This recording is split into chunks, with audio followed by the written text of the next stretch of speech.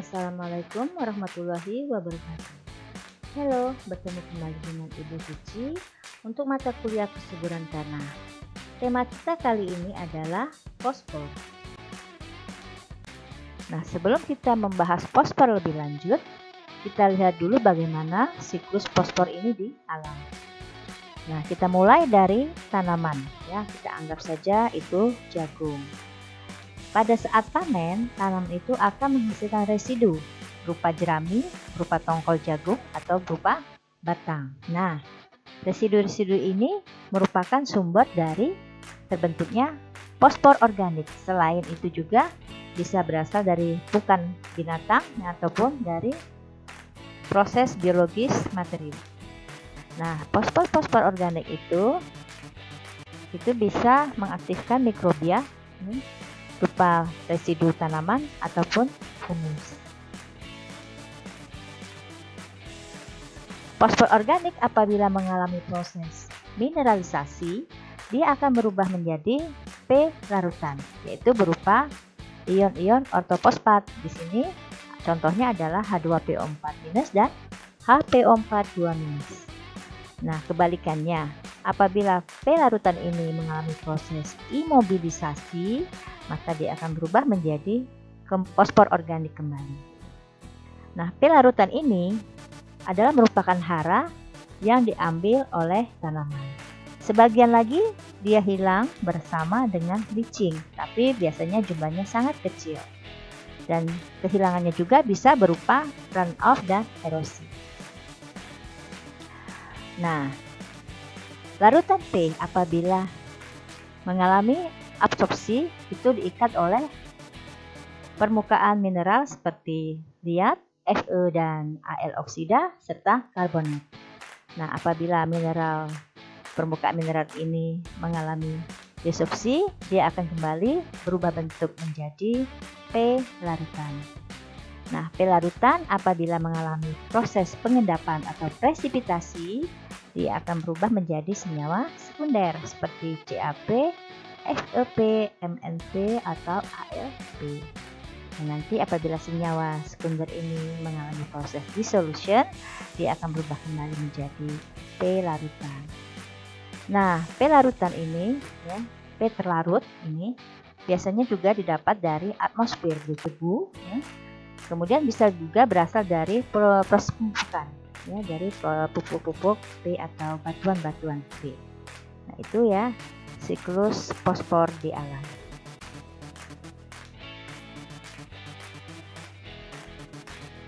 P atau fosfor itu disebut sebagai kunci kehidupan karena terlibat langsung hampir pada seluruh proses kehidupan. Sebagai contoh, ya, pada gambar kromosom di atas, P itu adalah merupakan penyambung dari kromosom RNA dan DNA. Selain itu, P masuk dalam pembentukan struktur dari nukleotida. Peranan P bagi tanaman. Yang pertama yang sangat penting yaitu untuk pembentukan bunga, buah, dan biji. Suatu tanaman apabila kekurangan pupuk P, maka dia akan menunjukkan gejala pada tepi daun akan berubah warna menjadi biru keunguan dan produksi dari tanaman itu menjadi menurun. Ya. Yang kedua, pembelahan sel dan pembentukan lemak dan albumin. Ketiga, perkembangan akar halus dan rambut akar. Makanya pada saat kita mulai melakukan pembibitan, ya, dari biji kemudian tumbuh tunas, tumbuh akar, yang diperlukan pertama kali itu adalah pupuk P. Yang keempat adalah untuk memperkokoh tegaknya tanaman dan meningkatkan kualitas hasil tanaman sayur dan buah. Bagaimana sih senyawa P dalam tanah? Ini ya yang harus kalian ketahui. Senyawa P di tanah itu berada dalam dua bentuk, yaitu senyawa P anorganik, ya, dan senyawa P organik.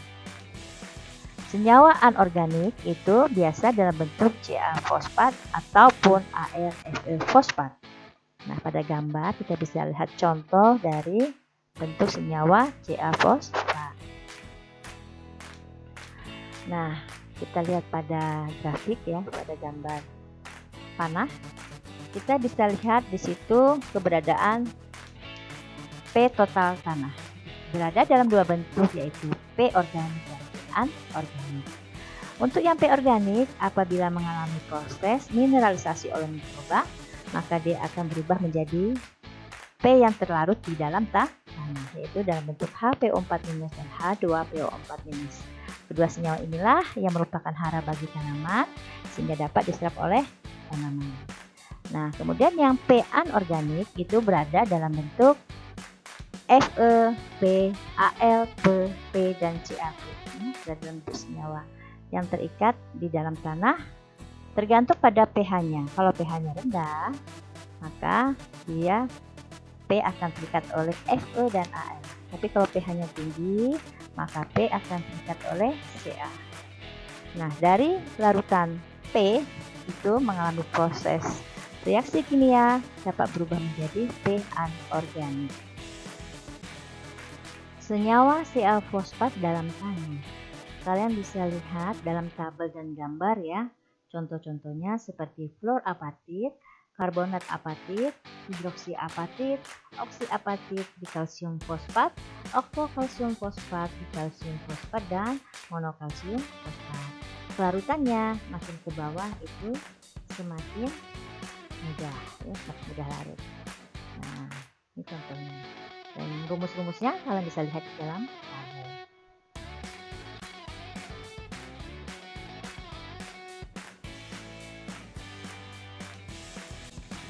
Yang kedua adalah senyawa P organik. P organik tanah itu jumlahnya sangat sedikit, yaitu biasa dalam bentuk fosfolipida yang keberadaannya di dalam selaput sel dan juga dalam fosfat gula. Selain itu, P organik juga terdapat dalam asam nukleat dan inositol atau titin. Nah, itu lihat pada gambar ya, bentuk-bentuk senyawa P organik dan keberadaannya.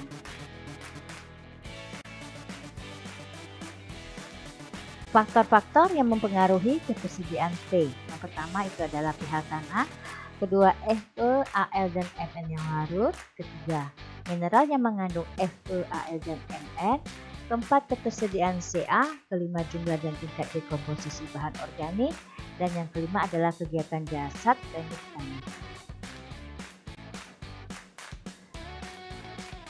Ini adalah gambar hubungan antara ion fosfat dan pH. Pada garis yang mendatar itu adalah pH, sementara garis yang vertikal itu adalah mol P. Oke, kita lihat ada 4 senyawa fosfat yang ada di dalam tanah, ya, yaitu H3PO4, H2PO4, HPO4, dan PO4. Apa hubungannya dengan gambar? Ya, kita bahas ya. Pertama kita lihat garis yang berwarna merah. Itu adalah milik dari senyawa H3PO4. Senyawa H3PO4 itu dominan berada dalam lautan yang pasang, yaitu pada pH kurang dari 4. Kita bisa lihat ya, optimum ya. Optimum pada pH 0 ya. Dia memiliki nilai molekilnya sekitar 1. Semakin meningkat pH ya, pada pH 4, keberadaan H3PO4 semakin menurun. Nah, kemudian kita lihat H2PO4 yang garisnya berwarna kuning. Di sana keberadaan H2PO4 mencapai optimum ya, mencapai puncak pada pH 4 sampai 5. Berarti pada pH 4 sampai 5 keberadaan H2PO4 itu paling banyak. Nah, semakin meningkat pH, yaitu pada pH 9, kelarutan H2PO4 itu semakin menurun ya. Nah, dilanjutkan dengan senyawa HPO4, yaitu pada garis yang berwarna hijau muda.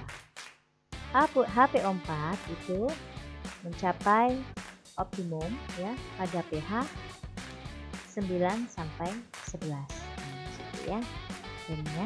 Dan apabila ditingkatkan lagi pH-nya mencapai 14, maka kelarutan senyawa HPO4 makin menurun. Nah, kita lihat lagi yang senyawa PO4 yang berwarna senyawa PO4 itu mencapai optimum itu pada pH 14. Nah, seperti itu. Artinya, dengan meningkatnya pH, dengan semakin meningkatnya pH, maka keberadaan senyawa fosfat itu semakin basah. Ya, sini kita bisa lihat keberadaan H-nya itu hilang dari H3, H2, H dan terakhir PO4. Tapi hanya sudah tidak ada, ya, ada sifat basah. Begitu ya. Hubungan antara pH larutan dan konsentrasi 3 bentuk larutan fosfat. Di dalam tanah, untuk H2PO4 minus itu adalah yang paling banyak. Nah, kita lihat hubungan antara pH dan fosfat pada persamaan reaksi di bawah ini. Oke, kita lihat pada larutan tanah yang sangat masam, yaitu kisaran pH 4 sampai 5, maka terbentuklah senyawa H2PO4 minus. Apabila pH-nya dinaikkan, yaitu dengan penambahan OH-, maka H2PO4 minus akan berubah menjadi H2O plus HPO4 2 minus, yaitu biasanya berkisar pada pH 6. Ya. Nah, apabila kita naikkan lagi pH-nya, kita tambah dengan OH-, ya, maka dari HPO4 2 minus akan berubah menjadi H2 plus PO4 3 minus. Jadi semakin kita tambah dengan OH, kita naikkan pH-nya, maka H-nya itu hilang. Nah, di antara ketiga senyawa fosfat ini, yang paling banyak adalah dalam bentuk H2PO4 minus.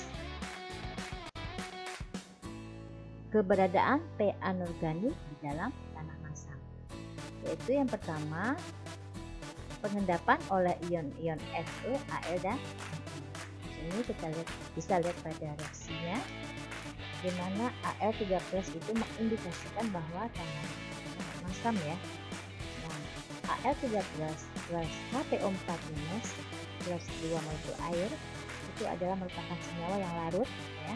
Kemudian akan berubah menjadi 2H plus AlOH 2 kali plus H2PO4. Nah, kemudian senyawa 2H plus AlOH 2 kali plus H2PO4 tadi akan berurai menjadi AlPO4 plus 2 air plus 2. Itu berbeda. Di sini AlPO4 itu mengendap ya, tidak larut. Nah, itu menunjukkan bahwa tanahnya tidak masam ya, di bawah 3 biasanya. Nah, kita lihat penjelasannya ya. Fe, Al dan Mn larut dalam tanah yang sangat masam. Apabila bereaksi dengan HPO4 2-, dia akan membentuk AlPO4 yang tidak larut. Nah, tanah sangat masam itu konsentrasi Fe, Al dan Mn-nya jauh lebih banyak daripada H2PO4. Nah, semakin reaksi ke kanan ya pada tanah, maka senyawa fosfor tidak larut dan H2PO4 minus itu sudah sangat sedikit sekali. Selanjutnya, pengikatan dengan oksida hidrus.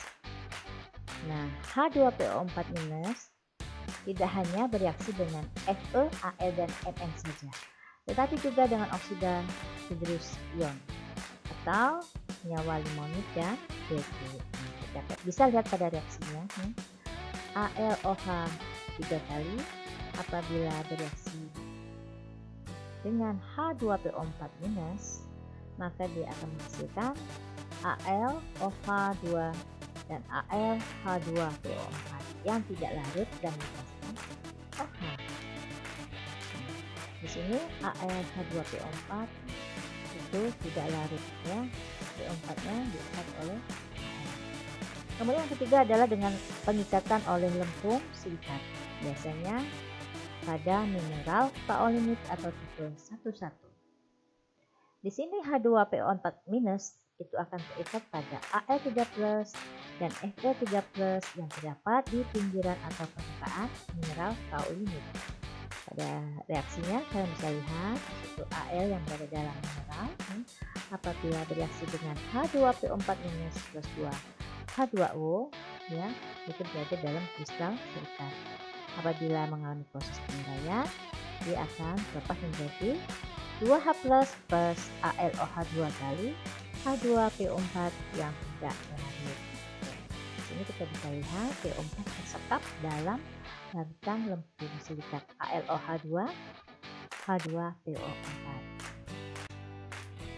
Nah, yang keempat yaitu pertukaran anion. Fosfor yang terikat oleh Fe, Al, dan lempung silikat tadi dapat diganti oleh anion lain. Kita bisa lihat ya pada senyawa AlOH 2 H2PO4 apabila ditambah OH ya, dia akan terurai menjadi AlOH 3 plus H2PO4-. Reaksi H2PO4- dengan mineral bermuatan positif, yaitu pada senyawa AlOH 2 di dalam mineral plus OH plus H2PO4- akan terurai menjadi AlOH 2 yang berada dalam mineral plus H2PO4- plus OH-.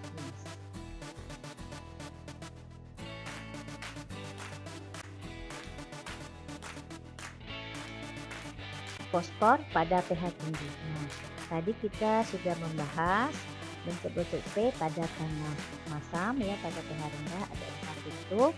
Nah, sekarang kita lihat ketersediaan P pada pH tinggi atau pada tanah basah. Nah, pada pH tinggi atau pada tanah yang basah, P tersedia akan bereaksi dengan Ca2+ dan garamnya. Kita bisa lihat dalam reaksinya ya.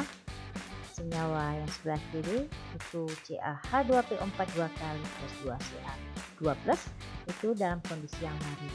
Apabila bereaksi ya, dia akan berubah menjadi Ca3PO4 2 yang dijerap dan melepaskan 2H atau CaH2PO4 2 kali bereaksi dengan 2CaCO3 ya, dia akan berubah menjadi Ca3PO4 2 plus 2CO2 yang hilang plus 2H2O. Di sini kita bisa lihat CaH2PO4 2 yang larut berubah menjadi Ca3PO4 2 yang tidak. Jadi di situ kita bisa lihat PO-nya ya, larutan fosfatnya terikat oleh Ca. Nah, senyawa Ca3PO4 2 itu adalah bentuk superlarut, tapi masih dapat dikonversi dalam bentuk yang sama sekali tidak larut. Senyawa hidroksi, oksi, karbonat atau fluorapatit dapat dibentuk bila keadaan memungkinkan. Nah, reaksi-reaksi di atas itu dapat terjadi pada saat kita melakukan overlining atau kelebihan pengapuran. Ya, jadi harus hati-hati pada saat pengapuran, itu dosisnya harus. Hubungan pH dan ketersediaan P. Kita lihat satu persatu ya pH-nya. Oke. Kita lihat pada pH 3 sampai 4 di sini PO4 itu berada diikat oleh Al dan Fe dan kelarutannya minimum, berarti tidaklah larut. Nah, apabila pH dinaikkan dengan penambahan OH, maka PO4 tadi akan dibebaskan sehingga ikatan Al dan Fe PO4 menurun. Nah, sudah. Nah, kemudian pH-nya jika dinaikkan menjadi 6,5 ya. Di sini sebagian P itu mulai dalam bentuk Al, Fe, PO4. Nah, apabila pH dinaikkan lagi mendekati 7 ya, pH alkalin ke atas, di sini P mulai dalam bentuk CaPO4. Jadi sudah mulai diikat oleh Ca. Nah, apabila lebih dari 7, maka terbentuklah senyawa CaPO4 yang tidak larut. Nah, otomatis P juga tidak tersedia. Nah, pada pH berapa P menjadi tersedia optimum atau maksimum, yaitu pada pH 6 sampai 7 dalam bentuk H2PO4-.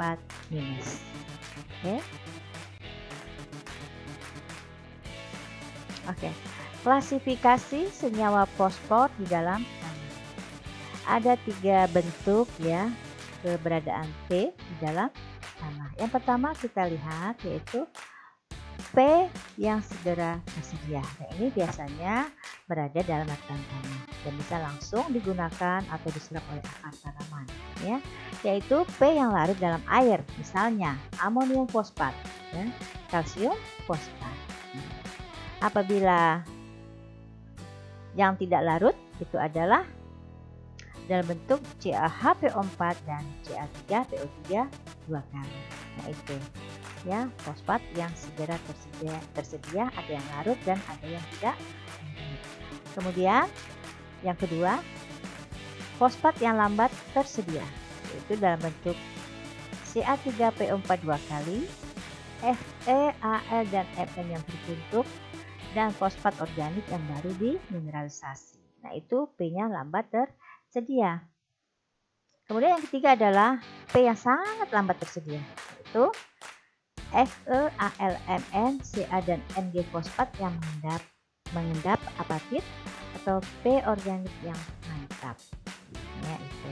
Apakah dia masih bisa berubah? Bisa. Dari fosfat sangat lambat tersedia, dia bisa berubah menjadi fosfat yang lambat tersedia dan bahkan bisa berubah menjadi fosfat segera tersedia. Nah, bagaimana caranya? Yaitu dengan menambah kapur dan mengkondisikan pH-nya mendekati netral.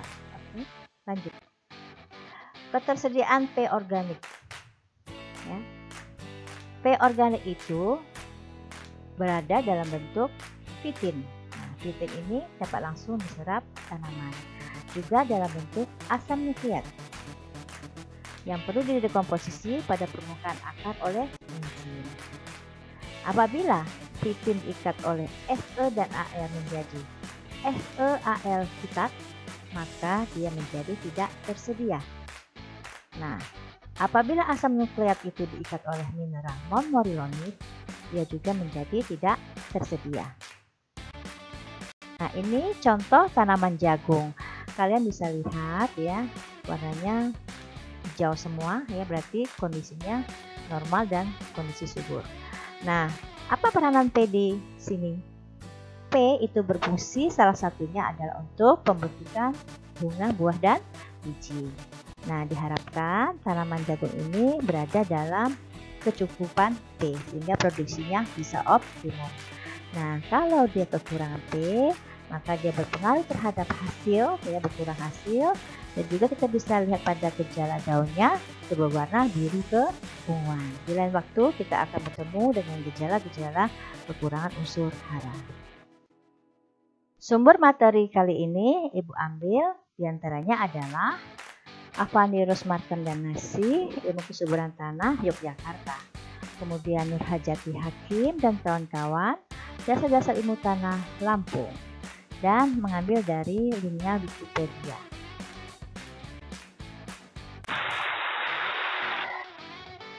Nah, demikianlah materi kita tentang fosfor kali ini. Sekian dan terima kasih atas perhatian kalian semua. Jika materi ini bermanfaat dan mudah dimengerti, silakan subscribe, share, like, and comment channel YouTube Urai Suci ya, sehingga Ibu lebih bersemangat lagi untuk membuat video-video menarik lainnya tentang kesuburan tanah. Akhir kata, Assalamualaikum warahmatullahi wabarakatuh.